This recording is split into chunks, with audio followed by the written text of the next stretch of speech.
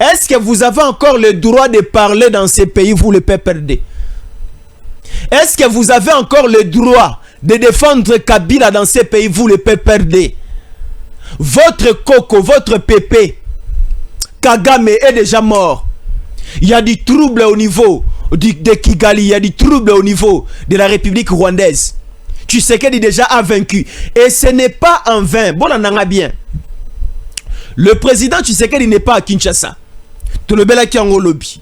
Le président Tshisekedi est présentement au niveau Yalwala Banakolozi Mouta Simba Zatezapé secret de lobby. Alors ça la conférence des gouverneurs. Conférence des gouverneurs, il y a une communication très importante du président de la République au gouverneur de province. Une communication très importante au gouverneur de province. L'affaire est déjà, je peux dire, close.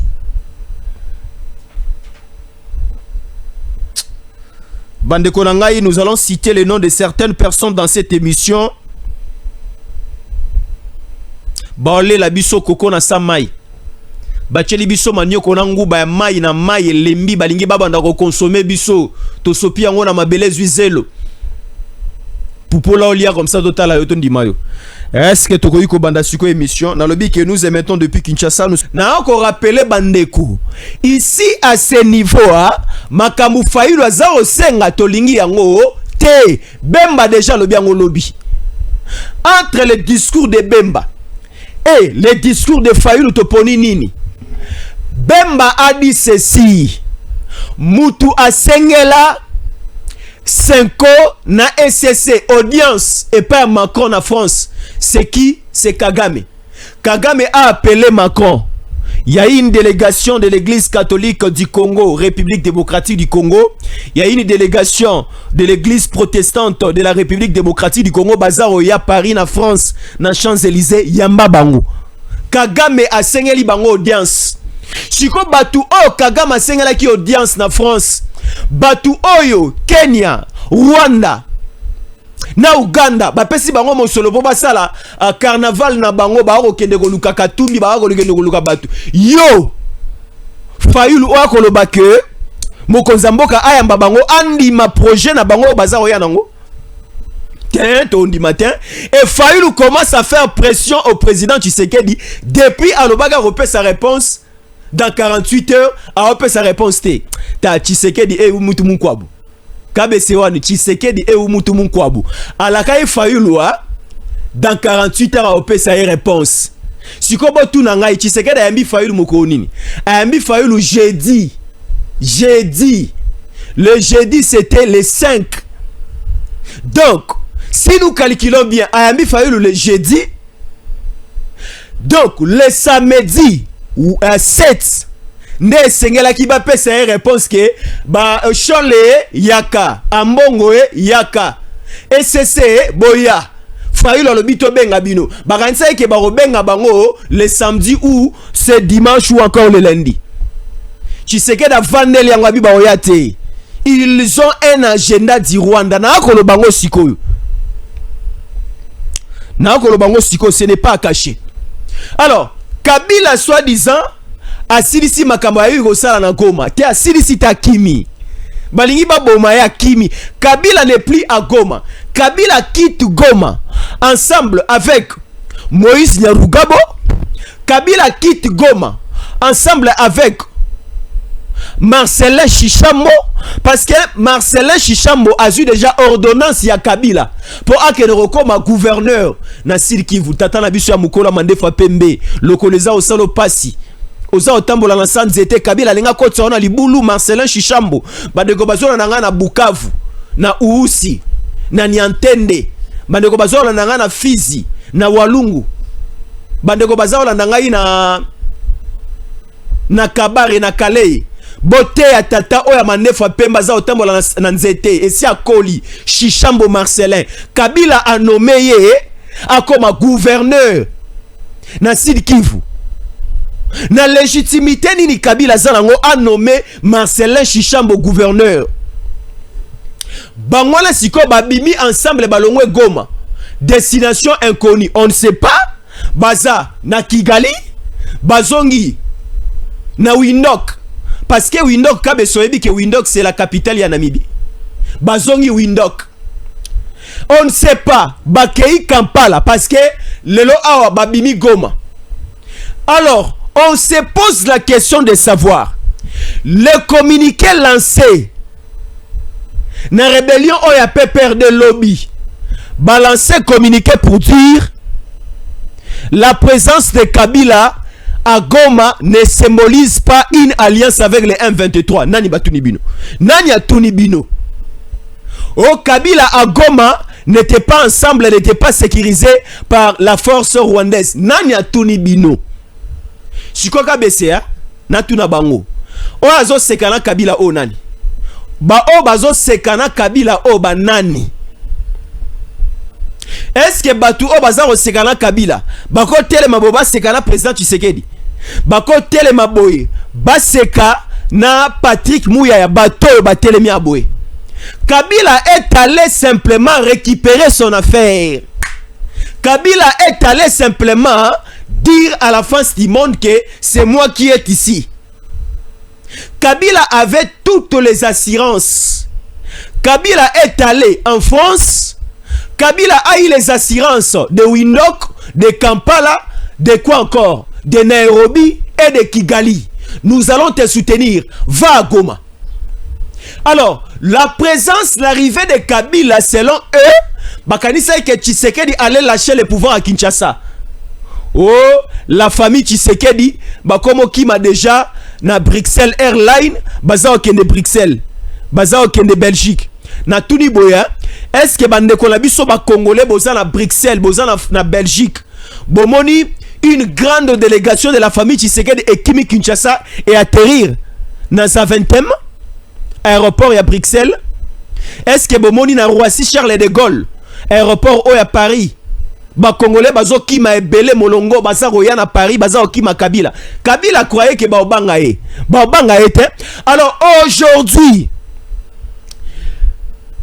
la Cour pénale internationale écrit officiellement, la Cour, le document est là.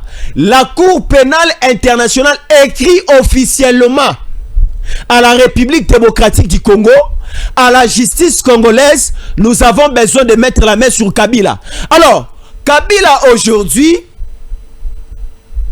est déjà à la disposition de la CPI. La République démocratique du Congo est membre. Il y a loi de Rome, il y a cadre de Rome, il y a principe de Rome. Oh, Ezarochaba nation sur la même lignée. Na o etali la justice pénale internationale. Donc, tout individu, toute personne, oyo CPI et Rosana besoin de Maboku, sera dans le Congo baozoye. Alors, la CPI comme déjà Atini Mokanda, et Mokanda et CPI, et ça similaire, n'a pas document où est lancé mandat d'arrêt, mandat de recherche, et pas Kabila. Kabila déjà, Mokanda et CPI, ça a pris déjà acte, et j'ai déjà autorisation de mettre la main sur Kabila au Congo. Yango Kabila a bimi clandestinement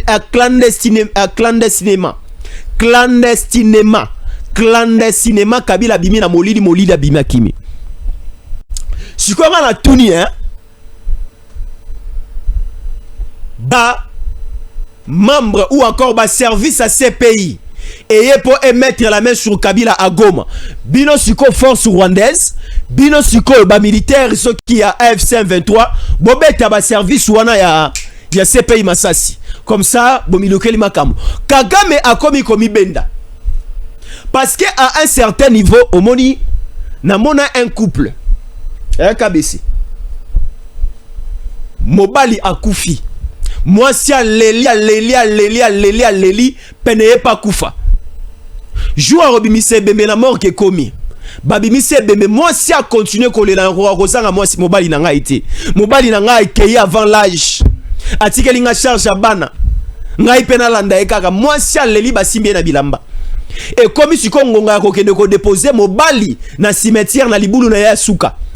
Moi si a continuer kolela babi ake de cimetière te moi si habiter na okende na mona esika mobali na ngaza okota pona mbala na ya suka. Moi si a lelia abi na kota kaka boye na landa mobali na nga na sama bele. Bon balobi ça va. Oleli pe mingi. To peki so pe mingi. Ça va kota kasi na libulu. Kota kasi moi si siko akomi kozonga sima emoko. Donc cela veut dire quoi? À l'heure actuelle, Kagame aboyi kokota na libulu ya nkunda o Kabila siasa na kati. Akomi benda. Bazalaki ensemble. Non, j'ai aimé ce que Bemba a dit. J'ai aimé ce que Bemba a dit. Ça encore renforcer ba bisinga ina matadi. Ba deko bazala na Congo central. Ba port nyoso ya Kabila. Ba kangi yango ba botoli. Ba recette nyonso ba na kote refuta ba fonctionnaire mabe ou bien malam biloko nyonso ya Kabila est déjà prédisposé na peine à travaux forcés à part la peine de mort. Kabila a coupé ba peine nyonso, la peine de mort, la peine de travaux forcés, ba peine si quoi à travaux forcés andeni. On peut ou ne pas t'arrêter, de ne pas te mettre au niveau de la prison, mais ba activité nyonso commercial au banarosala ba bénéfice na yango ekokota na trésor public baza osalisa o mosala na makasi ba bénéfice mosolo na yoza okota na trésor public ba bien nyonso ya Kabila bato amani so to kanyango bénéfice ezokota na régie de voies maritimes RVM pona babiloko etali ba port le port illégaux de Kabila, le port illégaux de Kabila, mbongo na yango nyonso na on entra kabese et sunga ba fonctionnaire na biso parce que mon solo wana une révélation encore ba sali biso. Kabila na réserve na yo eza encore connu. Kabila a 8 milliards de fonds na réserve connu. On a toyebi mais otoyebi eza 8 milliards de dollars. Un individu qui a pillé le Congo. Atiki biso na budget il y a 3,5 milliards. Il y a un budget à 3,5 donc à 3 milliards de dollars. Mais yemoko na libenga na 8 milliards. Oh toyebi. Mais Kabila est allé dans des 30 milliards, des 50 milliards. Si kotala makambo kangisi Kabila kabesi la kisabang. Kabila silipona étant dans zonga, je fais de fortes révélations dans Bimisanyo. So pardon na bien. Bas service na biso prenez quand même les soins de sécuriser les gens comme nous, comme le chancelier Tchala, comme de Stéphane Balamwange, comme de Gili Bokwa, la pasteur Gili, comme de HK Today, comme de Kalonji. Bon, au moni bato na tangi mingi bazali banda. Kalonji est aux États-Unis. Chancelier Tchala, elle peut être présentement si pas en Belgique, en France. Honoré Kabongo HK Today, il est aux États-Unis. Qui encore? Le Congo en nous. Jean-Claude Moubenga aux États-Unis. Mais nous les Jésus en collé. Les Stéphane Balamwange, nous sommes ici. Nous allons combattre Kabila jusqu'à son dernier. Nous allons accompagner le corps de Kabila. Le corps qui est encore en vie jusqu'il sera mort. Et nous allons accompagner Kabila jusqu'au niveau de sa dernière demeure. Nakosi, Kabila. Voilà ce que Kabila a fait à Goma. C'était juste à l'arrivée de Kabila. Voilà ce que Kabila a fait à Goma. C'est malheureux.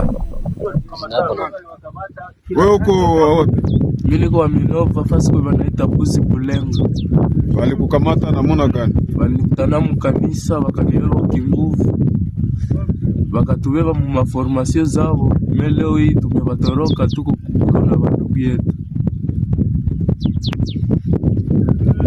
Mimi niko mtoto mkwa Katindo, pesa walifika Goma, wakaingia muka, mimi mtoto soda, wakaingia muka, wakafumaka, wakatubeba mimi na wakafikia mkote kwenda kule changa. Sasa mafunzo yao si tulizoe, ndio watoroka. Na mimi mtoto soda, kwa pale Katindo. Mimi nitoka ingia tukaenda kule kwa review wakafika wakabana kumugoma wakatoka maisha kule chaki. Lakini leo sasa tumefika kwa sisi tunaona bana tutesa sana, tunaona tumetoroka tunaongea mwanzo, tunaona ile maisha yako maisha kuishi wewe basha wao ba moyo kule tulikuwa nao kama tutoroke tutukie huko. Mimi ndio Benoit. Mtoto waka utembo batuta kumiti. Tuende ku meeting, tuone meeting yao. Après meeting wakatufungia mustari wakatuweka kuchanga tukateseka. Formation tunafanya mais wale watu ni wateshi tunaona watu tutaweza tukatoroka. Tunakia huko kwa ndugu wetu. Watu proteger mzuri. Tunafanya tutatumika na ndugu wetu. Tubariki tuishi tunafasi. Sasa Musa unasema bali wakamata. Sema bali wakamata ukimfuata kupatia kumani kwa Musa.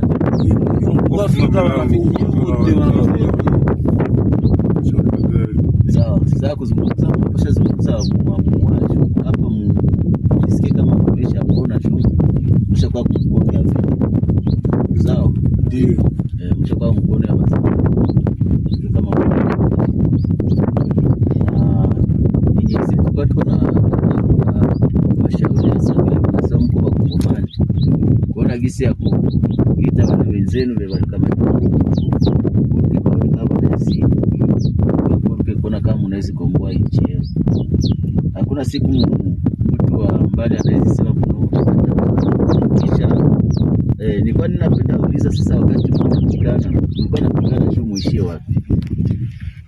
Watu wapigana hata najua nini, eske mlikuwa na masira?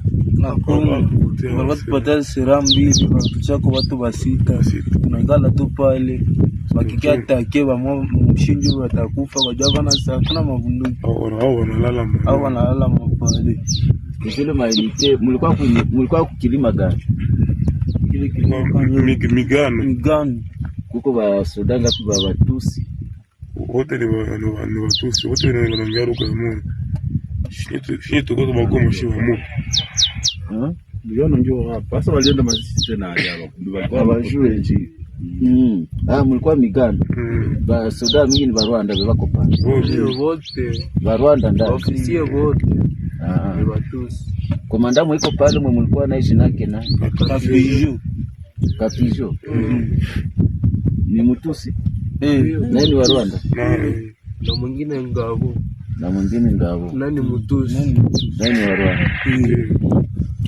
Sawa. Maana nyinyi gisi mlikamatiwaka ba Minova, ba Goma, ba Nord Kivu tu ba Kongomani bapatie silaha. Sawa. Basi mjue kama mko mkono ya ba VDP na mjue kama mko mkono.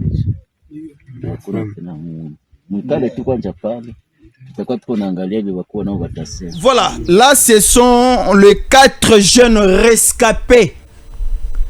Ezala misusu bazoi na Goma, ba misusu bazoi na Minova, ba misusu bazoi na Sake, bazoi bango dans de différentes villes, cités, agglomérations. Bakena bango dans un lieu obscur, soi-disant bazoi ba donc ici Kabila a lancé une opération, il y a enrôlement des mineurs.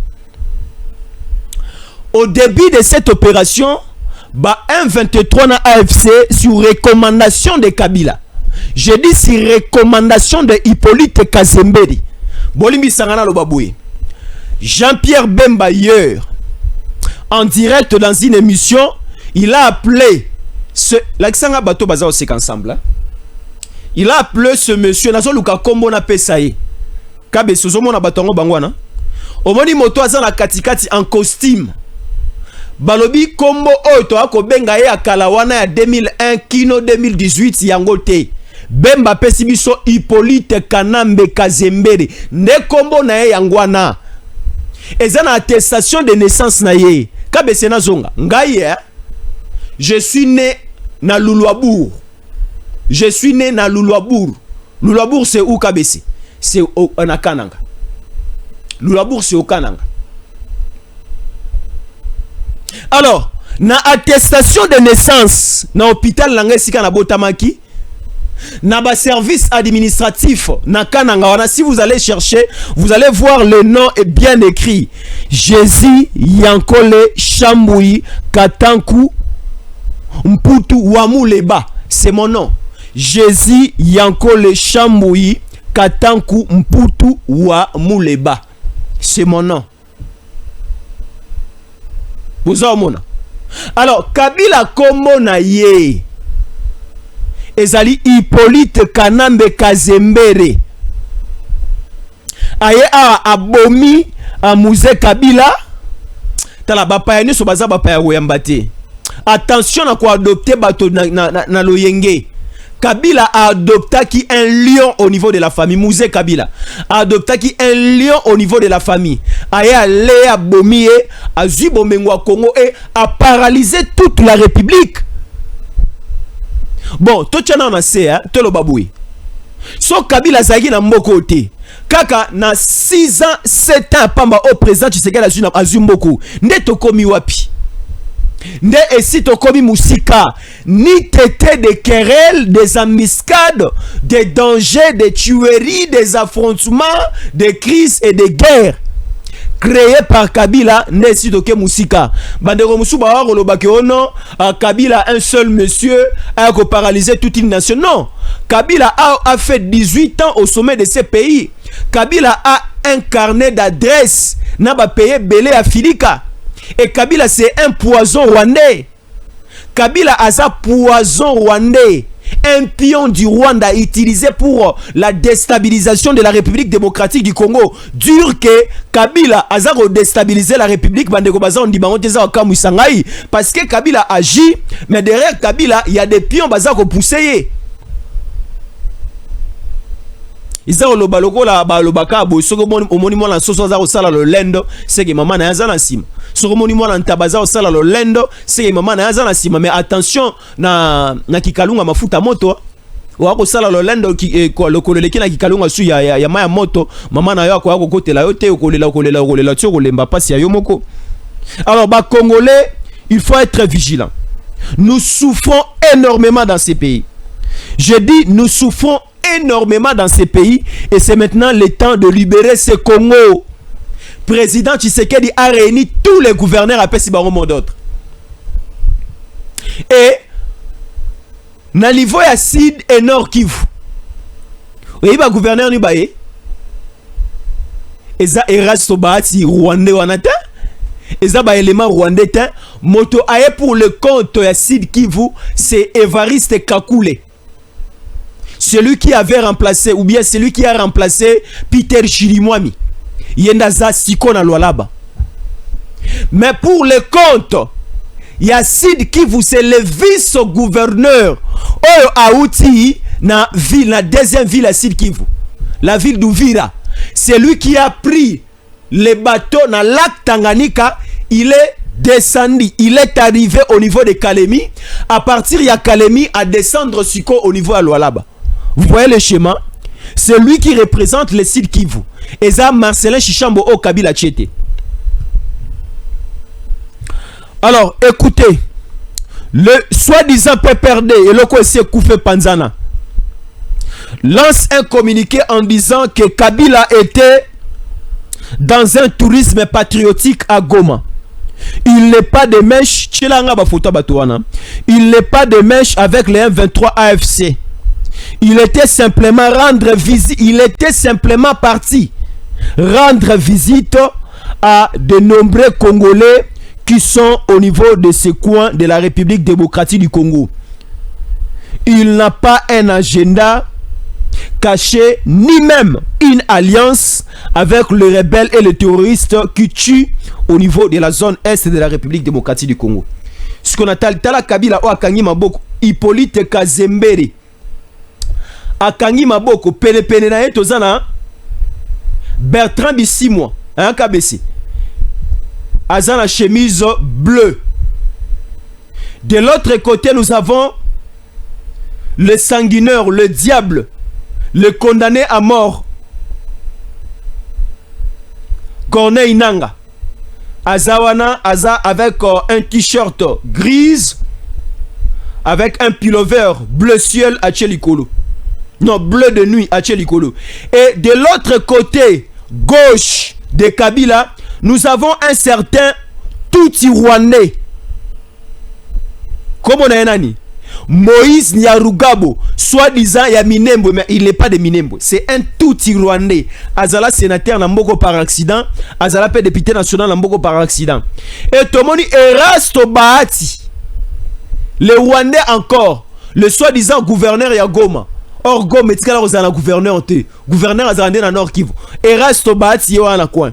Avec certains caciques du Rwanda bazana ba entouré Kabila. Bazako lia, bazako mela, bazako langue ensemble, bazako sek ensemble. Bino siko Shadari. Shadari bima na problème au KBC. KBC tala, Shadari bima na problème oyo.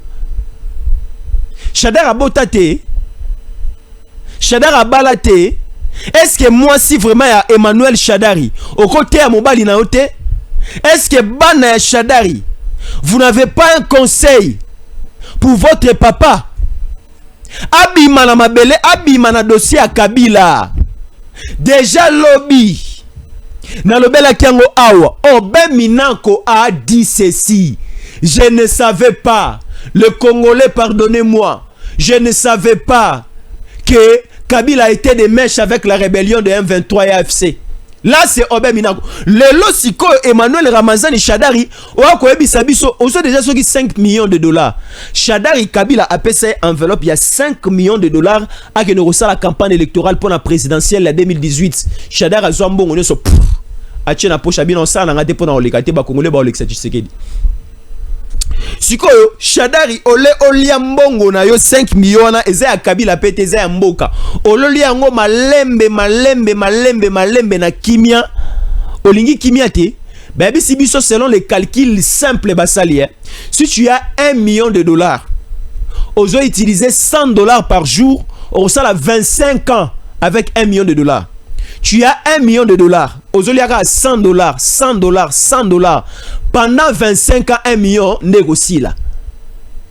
Si Shadari a eu 5 millions de dollars au Kabila Pessier. Sera bani qu'il y a 1 million de dollars. 25 ans, 1 million de dollars. Allez sous 1 million moussous, 50 ans d'euros là. Allez sous 1 million moussous, 75 ans d'euros là. Donc cela veut dire Shadari Sokingaïa n'a vendu pepele. Na kolia 100 dollars, 100 dollars. T'as ce que mutara ko utiliser 100 dollars par jour. Na kozala par jour na check carburant à 10 dollars. Pomme, il y a 10 dollars.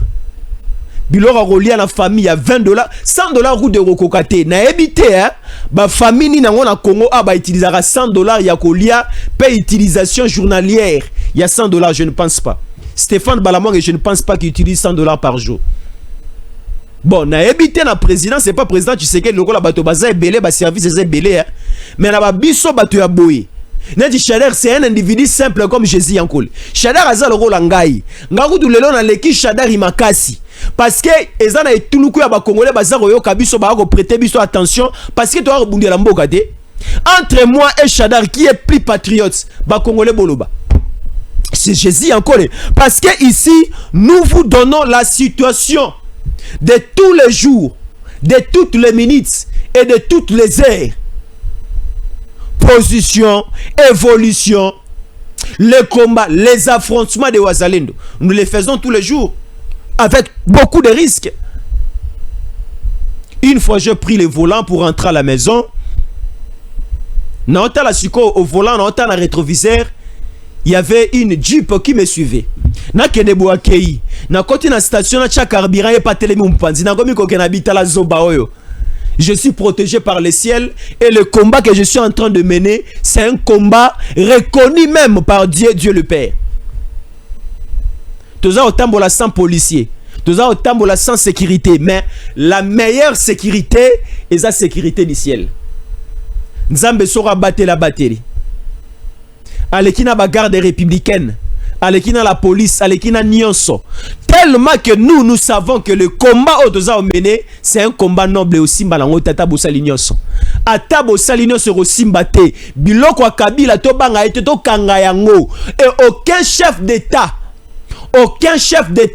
azala africain, azala européen, a repé Sabiso a comme donneur de leçons. Non, vous voyez, Kabila a aussi servi le pays, relâché les biens de Toroyo Kate.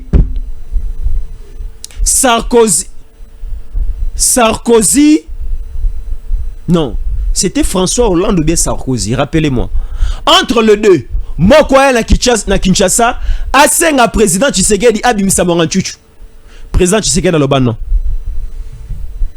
Président Tshisekedi aloba non et non et non.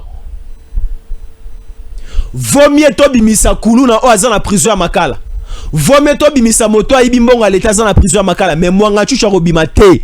Mwanganchuchu c'était un particulier de Kabila et de Kagame. C'est lui qui gérait les affaires, les activités Kabilo Kagame. Les activités Kabilo Kagame.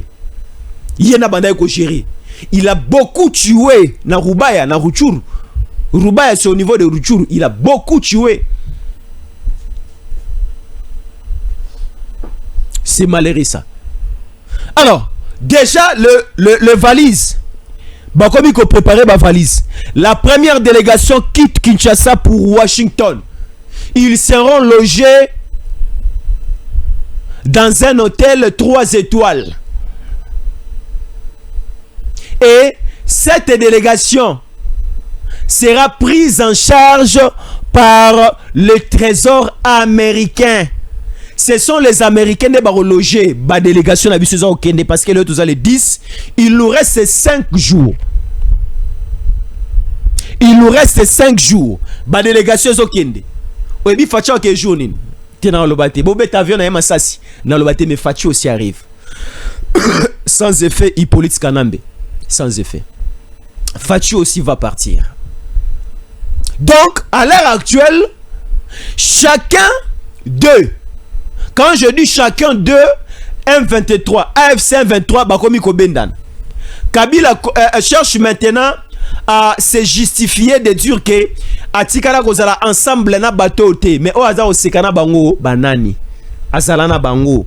Tikabisoto signé les FBI, les CIA américains. Ils ont mettre la main. Kabila okufa loko la soso. Et Bembadoula.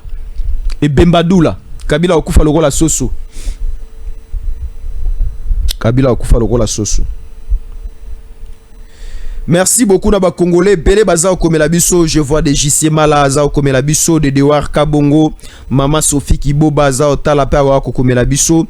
Merci beaucoup à Rachel Doul Azao Komelabiso, Trésor Djamba depuis le Canada Azao Komelabiso, Mélanie Mawanda aussi au niveau du Canada. Merci beaucoup de nous suivre. Na Komona Bandeko Bele Bazao Talabiso depuis le Congo central. Merci beaucoup. Bapor Nyonso ya Kabila Bakangi. Ba bien sur Kabila ba kangi kashamata kinga kati jelem nyon ceci ba kanga ba bang sa mutute mutupe o akobanga Kabila azate. Kabe c'est une toute petite pause. Nous continuons et prenons d'abord la vidéo que je vous avais envoyée et vous allez aussi glisser la deuxième vidéo que je vais vous envoyer. Autant la nenge ba congolais ba ya ko faire souffrir biso. Ba 23 balobi ba ko pesa offrande souka faut ba nyoko la ba bomba congolais. Mais moi je demande ceci, les Wazalendo, les FARDC et la force américaine bloquez les frontières. Bloquez les frontières et nous avons besoin de rester même avec 75 ou 80% de ces terroristes batika la atelier bango ya mobeso. Tolia bango ya mobeso, ya mobeso. Il y a mon besso vraiment, il y a mon besso. Ils ne peuvent pas faire ceci, c'est là. C'est très chaotique. Bazao Bini Saba Congolais. Mais suivons d'abord la première et nous allons suivre avec la deuxième vidéo. Nous sommes encore là.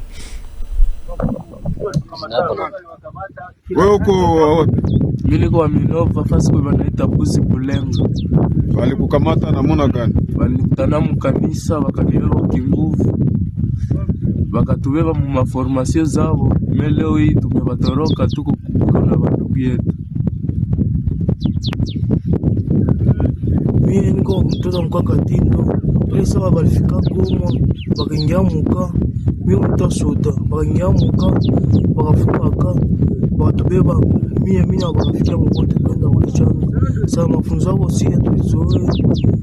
Ndio watoroka. Na mimi kwa mtoto soda. Kwa pale mkaka chini. Mimi ndio kaingia tukaenda kule kwa review. Wakafika wakabana kumugoma. wakatubeba na shehe kule Chanzo. Lakini leo sasa tumefika huko Masisi, tunaona banatutesa sana, tunaona tumetoroka tunaongea mwenzetu, tunaona ile maisha yako maisha ya kuishi basha kwa bamoya kule vitu tulikuwa nao, kama tutoroke tutukie huko. Mimi ndio Benoit, mtoto wa Butembo, batuta kumiti, tuende ku mitingi, tuone mitingi yao, après mitingi wakatufungia mustade, wakatubeba kukuchana, tukateseka. Formation tunafanya mais wale watu ni wateshi, tunaona hapa tutaweza tukatoroka, tutaregea huko kwa ndugu wetu, watu proteger mzuri, tunafanya tutatumika na ndugu wetu, tunabariki tuishi tunafasi. Sasa usema unasema bali wakamata, usema bali wakamata ukimfuata kupatia kumani kwa sasa kuzungumza mshazungumza mwamuaji hapa mjisikie kama kuonesha kuona tu mshakuwa kuona ya vipi sawa ndio mshakuwa kuona ya basi kama ni siku kwa tuko na washauri sasa mko wa kukomani kuona gisi ya kuita wale wenzenu wale kama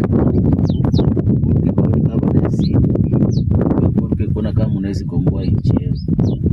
Hakuna siku mtu wa mbali anaweza sema kisha nilikuwa ninapenda kuuliza sasa, wakati mnapigana mlikuwa mnapigana tu muishie wapi? Watu wapigana hata najua nini, eske mlikuwa na masira? Hakuna, walipata sira mbili tuchako watu basita, tunangala tu pale wakikia take ba mshinju watakufa kwa jaba na sakuna mabunduki au wanalala mapale. Kile mailite mlikuwa kukilima gani? Kile migano kuko ba sodanga tu ba Batusi wote ni Batusi wote ni wanangaro kwa moyo shit tuko kwa magomo shi wa moto ndio njoo hapa sasa walienda Masisi tena hapa walikuwa bajue nji mlikuwa migano ba soda mingi ni Rwanda bako pale wote ba Rwanda ndani ofisi wote ni Batusi. Komanda mwiko pale mlikuwa naishi nake na Kapijo ni Mtusi nani wa Rwanda na mwingine Ngabo nani Mtusi nani wa Rwanda. Sawa maana nyinyi gisi mlikamatiwaka ba Minova ba Goma ba Nord Kivu tu ba Kongomani bapatie silaha. Sawa basi mjue kama mko mkono ya ba VDP na mjue kama mko mkono kuna tena mkale tu kwanja pale. Voilà, donc les rebelles continuent à faire des carnages et des tueries. Et il y a des activités lancées au niveau de la ville de Goma sous injonction de Kabila. Si vous ne respectez pas, on vous tue. Babomio sur place. Des pères de famille ont trouvé la mort.